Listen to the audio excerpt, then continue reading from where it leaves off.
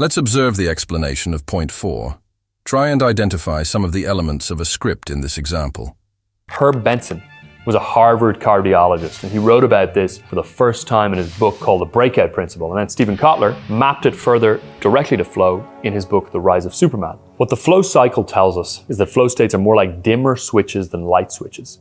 Now, first, there's struggle. This is a loading phase. It's when you first start a task, and the neurochemistry involved, which is cortisol and norepinephrine, kind of makes you squirm.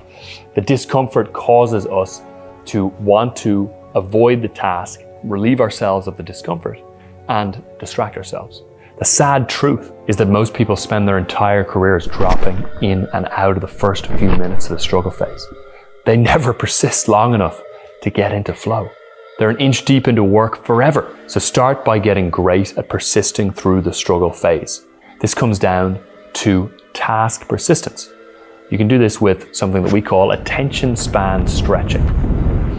So if you had a bar that you were hanging from every day, research shows that if you did that, you would actually grow by an inch in height. Similarly, if you stretch your attention span becomes longer. So for example, read a book all the way through, even if it's uncomfortable.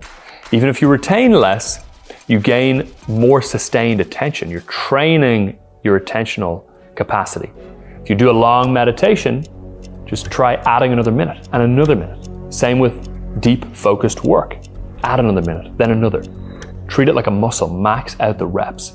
Then release happens once you reach the edge of wrestling with the task or problem through sustaining focus and attention. As you persist, your brain increases dopamine, enhancing focus and motivation, finally popping you out of struggle through release and into the flow state itself.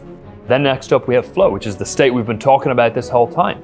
During flow, the prefrontal cortex deactivates to allow efficient, instinctive, rapid decision-making to occur. After the flow state itself, we have the recovery phase on the backside of flow, where we're replenishing the expensive neurochemistry that's involved in flow.